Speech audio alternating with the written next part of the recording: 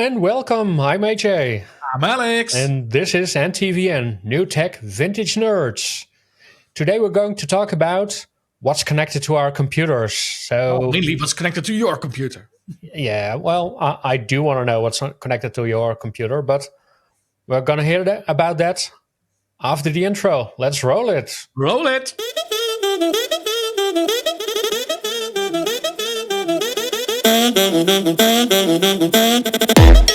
Before we dive into what's connected to my computer, what did you automate this week, or did you change anything in your automation? Oh, I screwed something up. Does that count? Yes, that does. Yeah. So my exterior and my interior lighting should more or less function in sync. Unfortunately, for some reason, and I do not know why, they stopped doing that. Okay. And I've been having an argument with my home automation, well, mainly with the flow that steers the lighting for the past week. And I still haven't figured out why some stuff isn't working. For instance, yesterday evening, I looked outside and all the outside lighting was off. Oh? Why? I don't know. Because when I look at the flow, it says, when sun is set, turn on the lights. What happened? I don't know. Yeah. So what I probably will do, I would estimate this weekend, is toss it all out, start all over. Because right now, somewhere in this flow, something is not working, and I don't know where or why or what. And right. Before I spend hours and hours finding out what went wrong, I think it's quicker and easier to toss it all out and start all over again. And it's just one flow.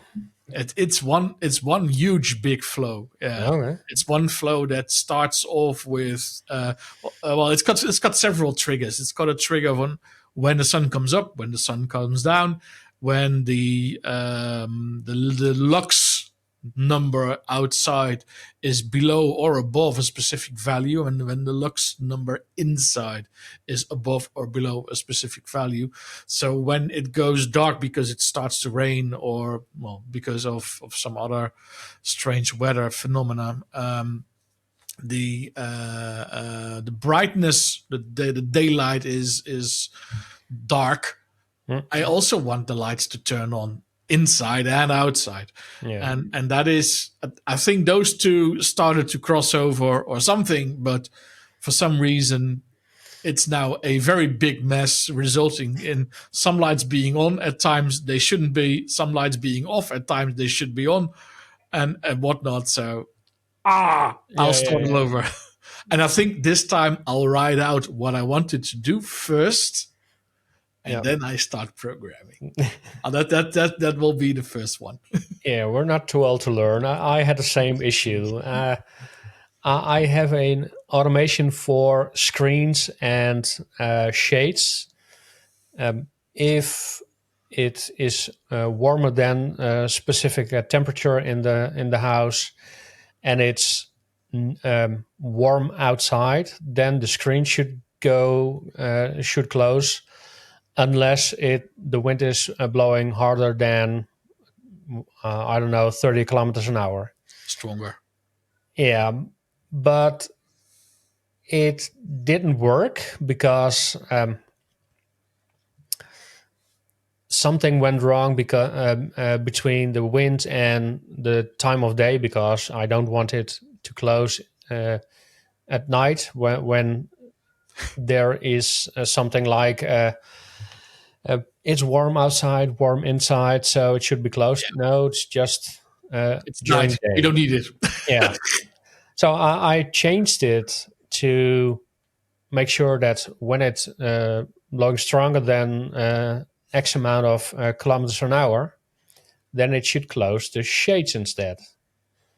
So because you do want to have some sun protection, but also if it's colder outside than a certain temperature, you want the warmth of the outside or from the sun into the house, so you don't have to turn up the heating as much. Yeah, in the winter you want the warmth, and in the summer you want to keep it out. Exactly. So that it didn't work well. The shades went down. Also, the screens were down. The screens closed when I believe it was 10 o'clock in the evening. It was dark. It was cold, and they were closed. So Yeah, I know that phenomenon. Also, which also happens is when something just refuses to work, and you in the morning I come down the stairs and why are the curtains not open? yeah, exactly. So, something apparently bailed along the way, and okay. But the amazing thing then is if you go into your automation application on your phone, you just push open the curtains, it works. Yep. So why didn't it work at 7 in the morning? I don't know. Whatever. Yeah. That's Well. also home automation, folks. Sometimes it just doesn't work, and you have no idea why. Yeah. Well, I actually created a fallback for the curtains for that because I run it from Home Assistant and there's a Bluetooth connection to the shades directly. And sometimes that doesn't work because the ESP32 needs to be rebooted or something like that. So there's also a cloud gateway connected to that system. I don't want it, but when I came downstairs, shades were still closed. So now I created a fallback, at least at 9 o'clock or at an hour after sunrise. Please open the shades. For a moment there, I thought you'd say my fallback is spouse. Um, well, no, I get complaints when it doesn't work. So we're Yeah. already past that stadium. All right. All right. All right. So Let's move on. let's move on. So I'm going to start because I got a lot of things connected to my computer, and I want to know what's connected to your computer. But I got a microphone connected to my I've got a computer. microphone. Oh, nice. Mine is a Rode PodMic with an XLR connection. Just checking. Yes, it's an XLR connection. What was it again? Yeah.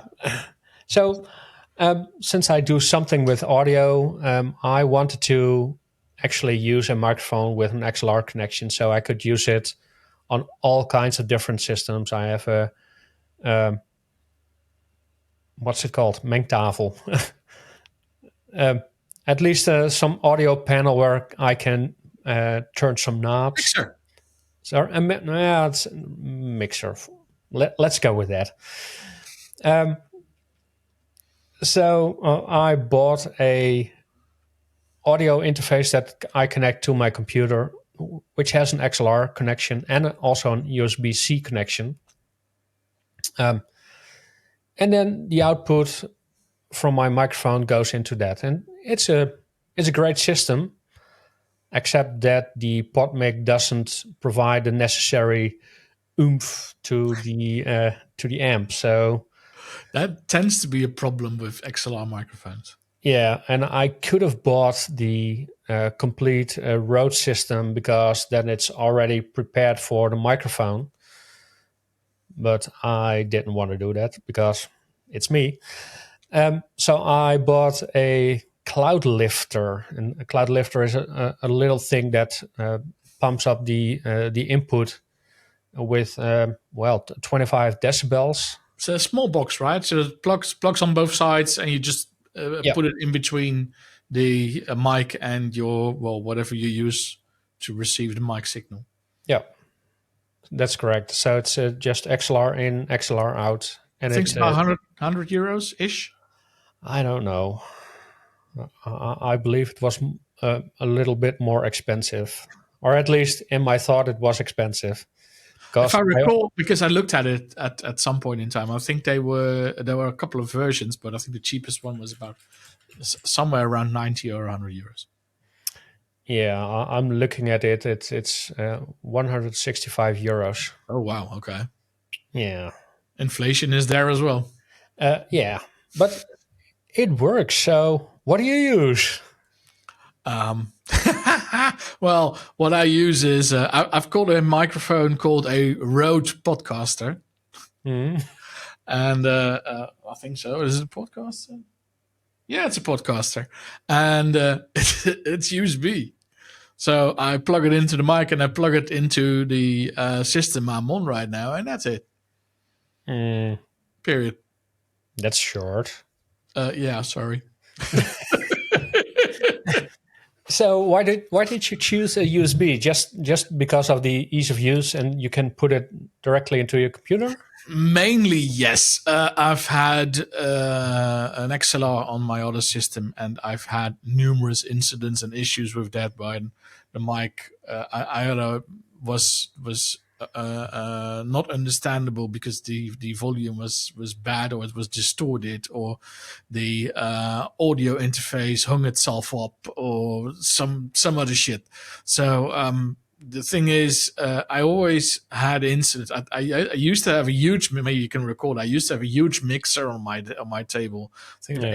eight or 10 channel mixer with two or three mic inputs and yada yada yada. And the only thing I had with that was trouble.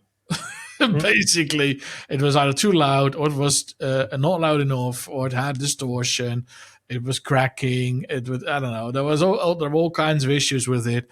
And at some point in time, I was fed up, and I just looked up on I think Amazon, what is the best podcast USB mic that there is that I could just plug into a USB port and be done with it. Yeah. And they came up with this thing amongst a couple of others. I think the Yeti, but I hate the design of that thing.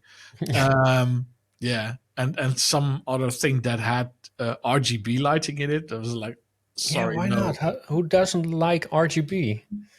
Guilty as charged. I don't like RGB. Well, at least not in my computer. Yeah. I find it useless. This was the one that came out, and hence there we go. Nice. So, why did you use the old one? Because it was nice, or did you have something? I know you had a complete stack of hardware next to the mixer. I mean, Yeah, I was just saying that half of the time didn't work. yeah, I remember something like soundboard-ish. Yeah. Also, well, I'll think I'll rebuild that because I did love my soundboard. It was entertaining in Zoom calls, to say the least. Yeah, Um, and it lightens the mood as well. But there were I had a sound exciter in it. There was and like I said, a mixer in it. There was an USB audio to USB interface in it. There was a switcher in it to switch between the work laptop and the well, whatever this is, and stuff. So yeah, too much to be successful with. So in the end, yeah. I just stopped doing it and I tossed it all out. Bought this, and well, sounds wonderful. Oh yeah, I agree. So I went a bit overboard when I started doing something with How video. strange! He never does that. Thank you. No, so I also bought some reference speakers. So I got a set of Tenoys here. So if you listen to the audio when I do some mixing, it sounds great. There's not speakers tend to have they don't have a clear profile. I'm not sure if you can say it like that. Yeah, well, they do. Speakers do have a profile, and it depends on whatever you like. If well, whatever brand you buy, the KRKs are mighty popular, but they're only mighty popular with people who definitely like a firm bass. Yeah, I'm not that much of a well. I like oomph in my sound, but I don't like the bass blowing me off my chair. So yeah, hence I didn't buy KRKs. I bought M Audios, BX5, the BX. You have a couple of back in the day you had a couple of models. The BX4 is a bit smaller. BX6 actually was this Yeah, large the that big ones. that didn't fit on my desk. So I bought the BX5s. I think I have them now for well over 5 years. I think even longer. They are very good. I like them very much. They are powered audio, powered monitor speakers. Sound is Yeah. wonderful. They are definitely analog. So I have them on the analog switch on my desk, and the audio out of both systems, so the work laptop and the private laptop, goes into this switch box, and I can switch the audio between either work or private, and then have the audio over the audios. Oh yeah. I use a switcher as well, but not an analog audio switcher. I use a USB-C switcher. So all the gadgets I have on my desk, I can switch with one button. I'm not going to do it right now, but one button that switched to my other computer. His Um, picture will go down if he does. yeah. So I have a Windows machine with an RTX 2080 graphics card in it, specifically for video editing, and I want to use my keyboard, my mechanical keyboard. I want to use my Stream Deck. I want to use my audio system with that computer, but I don't want to buy everything twice, and I also don't want to keep on pulling plugs and putting it into the other computer. So I purchased a USB-C switch. I'm not sure what brand. I can see it from here, but not the brand label. And I have a button at my desk, and then if I push it, then it switched all to the other side. And because it's USB, it just auto detects everything. So the audio interface goes, the keyboard, but also the tablet, the Wacom tablet for drawing. And I got there's actually Bluetooth, I think. I got a Loopdeck with some levers for video editing. Photo editing. I never use it. It looked like a good idea to be able to control brightness back with in the day, it looked like a good idea. yeah, and they don't sell this one anymore, so probably that was the reason. Because you you can push buttons and you can switch it on or off, and the brightness you can do with a slider. So you put more brightness into a picture or more color, but what's the use? Because you got a great monitor. Why don't you use that? So I do admit for video editing, I use a what's it called, speed editor from Blackmagic, and that's really handy. Punching in and out video or browsing through the source tape to know which parts of the video you're going to use. But then again, it all switched with a USB-C to the other computer, so that's really great. Yeah, I don't have that. So also, I didn't buy everything double. So I just have some stuff connected to one system and the other stuff connected to the other system. The only thing that I would buy double would be the Stream Deck, Mhm. because I like it. It's just plain and simple. For everyone who does not know what a Stream Deck is, basically it's a box with buttons, and you can assign functions to the buttons and trigger those, for instance, during a call like this, or during a Zoom call, or well, also just plain old when you're working in your system, having it trigger macros or whatever. Yeah. And I can tell you, at first when you look at it, I don't need that. I mean, why would I need that? I can do it as quick as I can with my keyboard or any keyboard shortcuts or whatever.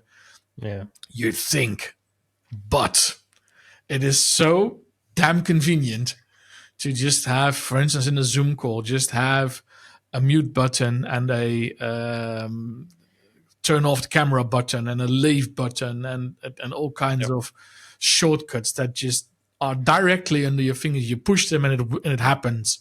Yeah, I'm It's clicking a button. wonderful.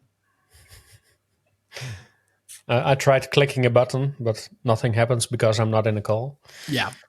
Well, anyway, so that is one of the main use cases for a Stream Deck, and I made my soundboard with that as well, and that's also very practical. You push it, you get the sound clip that you selected.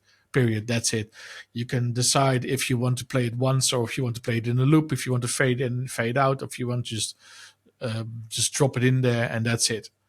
Yeah. And that's all you need, basically. I mean, you push the button and it happens. Period. Yeah. I use one myself as well. I'm looking at the buttons right now. I used it in the past as a editing board for DaVinci because DaVinci has a set of keys for this. But also I got some Spotify buttons on it, and I even got a button on it for, you can't see it, but for my air conditioning. So if I want to turn on the air conditioning, I can push a button right here instead of, where did I leave the remote? Oh, there's the remote. Where's the remote? I can just push a button.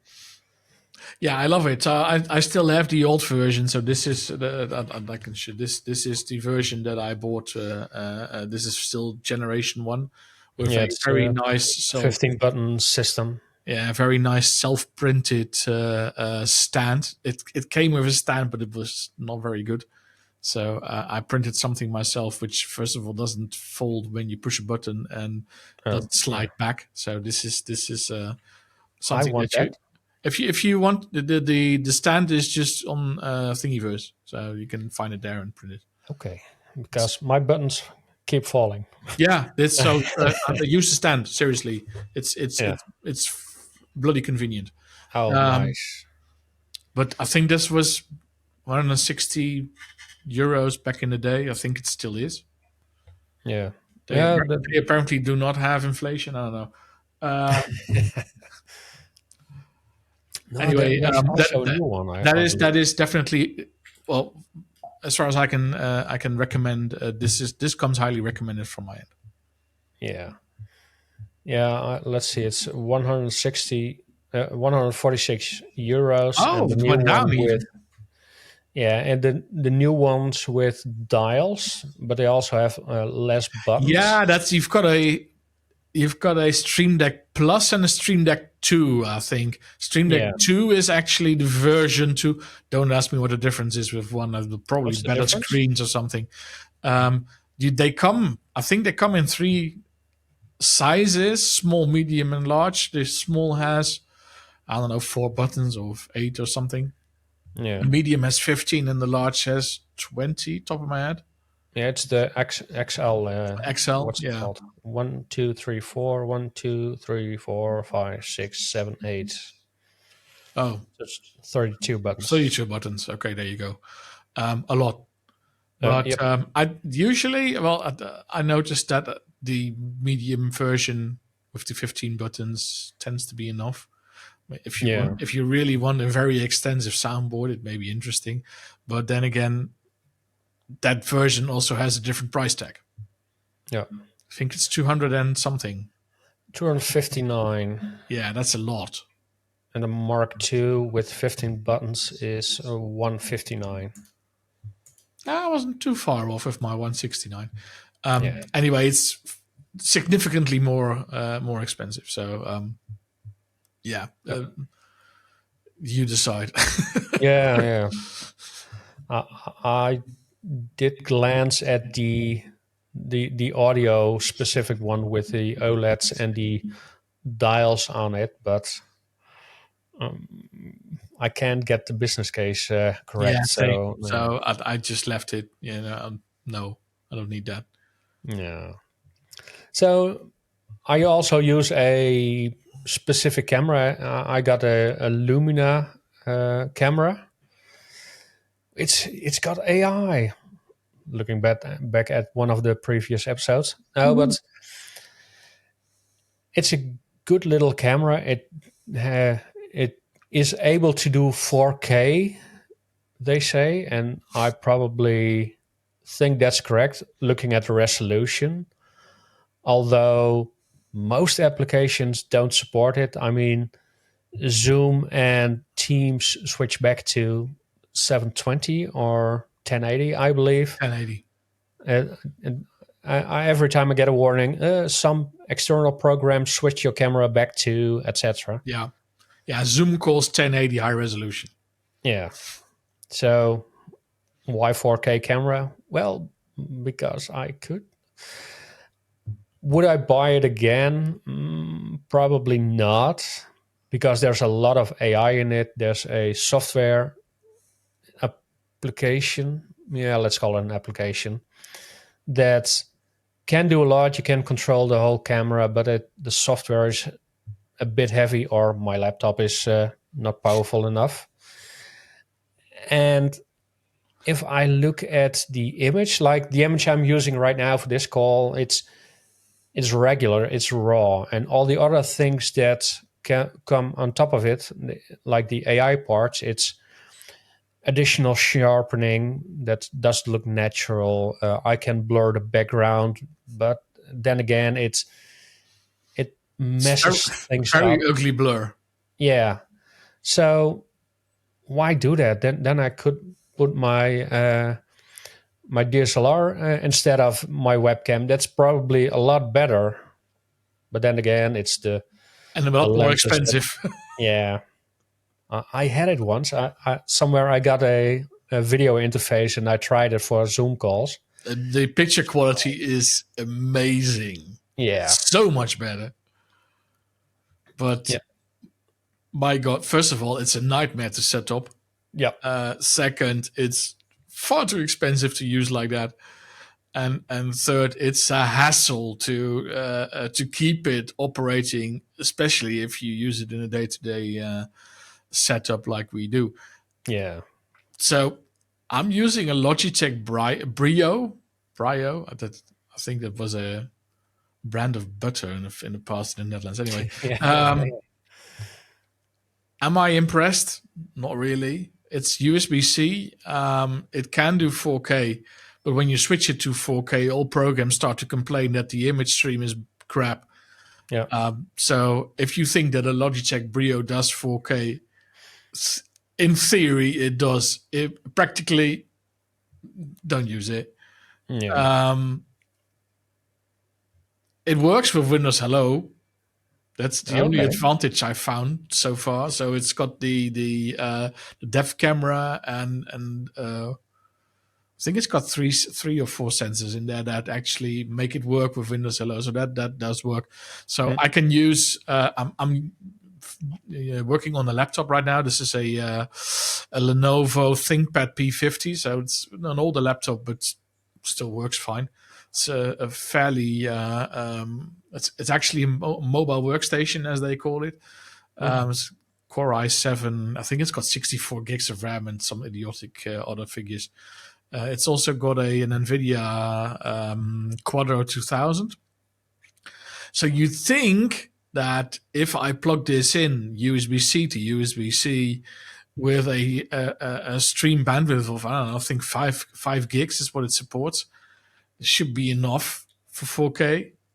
This thing doesn't get it done over USB-C to USB-C directly into the laptop with the NVIDIA card enabled. Doesn't work. Yeah. I tried it on an Apple. Same story. Doesn't work. I don't have another system to test it on. So basically, it's 4K capable, but I only use it at a full HD. Yeah. So I see that with all webcams actually, because the software itself is able to put out 4K, or the camera itself is able to put out 4K, but in actuality, you only can use that when you're recording locally. You can use it. I mean, these things are made for Zoom and Teams and Mm-hmm. Zoom and Teams. I hate to call WebEx. Say no, I'm not going to call WebEx. So that's what they're good at for podcasting or whatever. I'd say you have to move to something like a Sony ZV-1 or something. But the price tag then goes up Yeah. significantly. So I mean, this cam is, I don't know, $200-ish, 200, 300. I can't remember. All right. ZV-1 is 6.5. Whoa. So and that's just for having a nice picture quality. I mean, it works like a wonder, right? I mean, the picture quality is wonderful. That does really does true 4K. It is an actual camera, so it's not like this USB thingy here. Yeah. But yeah, you pay the price for it. And as this is still a modest channel, I'd say I'm not going to invest 600 euros into a podcast cam No, yet. and no, and the idea was also to do it with audio, so the audio should be good, and it is, I think. And the camera, well, it's It's an added decent. feature. Yeah, And if this takes off, then maybe we'll buy something else. But I'm for now, already it's looking. it's good enough. Yeah, well, I'm actually already looking because I do something with a friend of mine with virtual reality and stuff like that. So I look at new cameras. I look at new audio gear. I also have, that's something that I'm not using right now, but a lav mic that you can pin on your clothes, and it's wireless as well. So I did it once with a conference call, and then the audio is crisp. It's good. Um, but then again, if you walk around, it's good. And if you go to the toilet, the sound is good. So it's probably not gonna do that again. Uh, so Don't take your mic to the toilet, please. No, don't do it. no, no, no, no. People do that. So somebody keeps texting me because my car is ready again. Wow. Okay, that's good news. Yeah. So for those that don't know, my car got ripped, Broken and into, yeah. everything that was electronic was stolen out of the car. So the instruments, the steering wheel, the radio, the air conditioning, everything was gone. He So literally had a 4-seat car. Period. No yeah, driver's seat. no, it couldn't drive anymore. So that was great. Sorry, it's it's complete again. It's whole again. It's whole So again. yeah. So no more interruptions. I'm looking at my list. What else do I got connected to my computer? Well, lights, obviously, but nothing else. Yeah, a card reader, a Lexar card reader for getting all the data out of my photo cameras, but that's nothing to do with audio. So let's skip that. Oh well, Oh, that's the only thing that actually is connected to this computer that is uh, worth mentioning. okay. Well, Um, go ahead. Mention ahead. mention ahead. Well, because of photography hobbies and etc., I actually have, and I forgot the name for it. This is a Lexar station which has all kinds of pluggable modules in it. So right now I have the SD card and the micro SD card because I needed the micro SD card to reprogram my Octopi. But you can just pull these out, and in the back they just have Oh, USB USB. 3, and then I've got a express card, and then le voila. Now it can read. Was that really a USB B connector on the back? I think this is a USB 3 connector, so it's a USB 3 thingy. Okay, It's got an that extra connector. Yeah, it It's looks. also got that connector on the inside. Okay, because it looks like the old one that was mainly used for printers.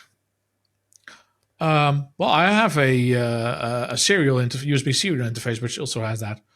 Anyway, Okay. so this little docking station is amazing, specifically if you have more than one media type you want to add. And also, and this is quite funny.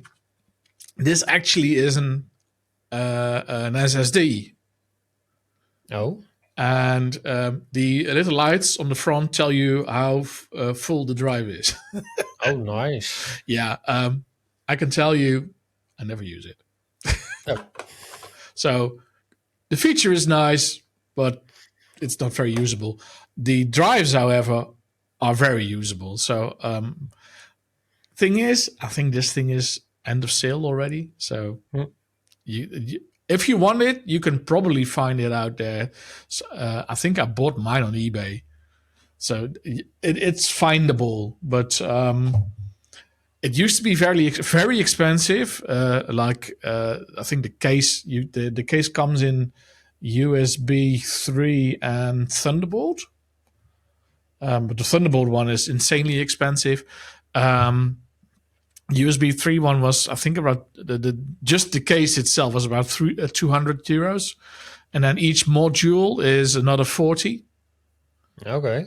That was the retail price. I haven't paid that, but that's what the retail price was. I think Lexar doesn't make them anymore, but I recently saw that another company who makes a lot of SD cards, I think it was Kingston, who actually made a similar system, which is similarly priced. Okay. Of these docking stations, I actually have two of them.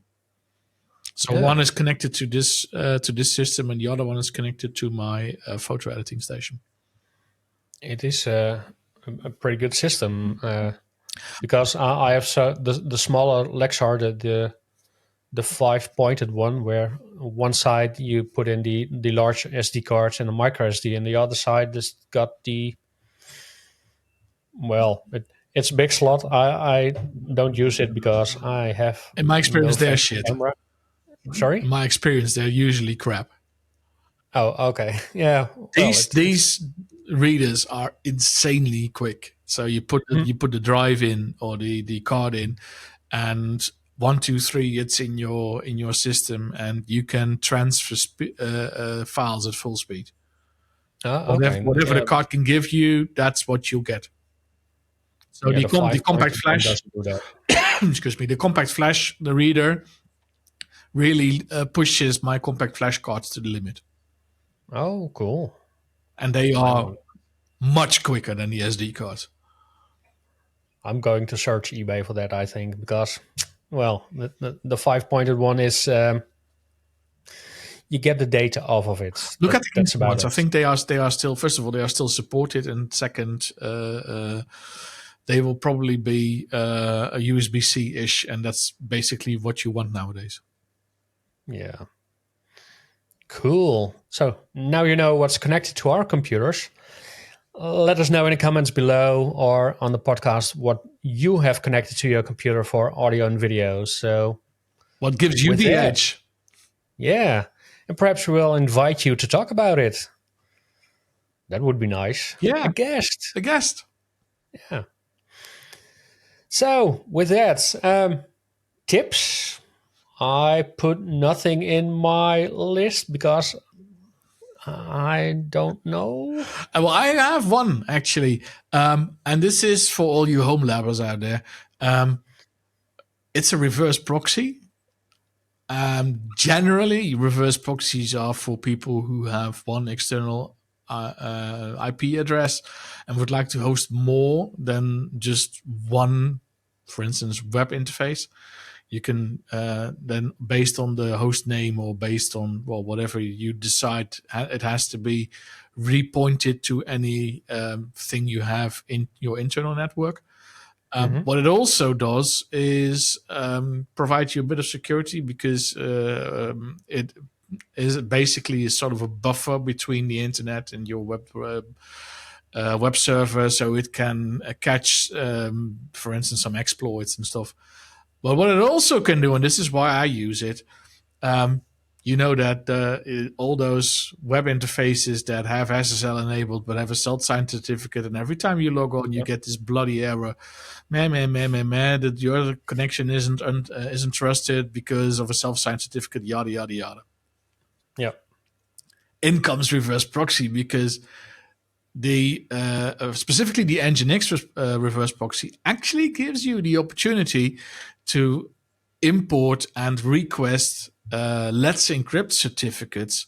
And if you do it well, and fortunately my domain host actually allows me this, you can integrate wherever you have your domains registered with the Let's Encrypt SSL register. So you can actually request a wildcard certificate even for your internal domains. Now, here's the kicker. Wow. You can then add all your internal hosts to your internal wildcard certificate and redirect them to the link that wasn't working. So now you actually have, well, first you have to fix your local DNS for that domain name, obviously. But now, no more errors.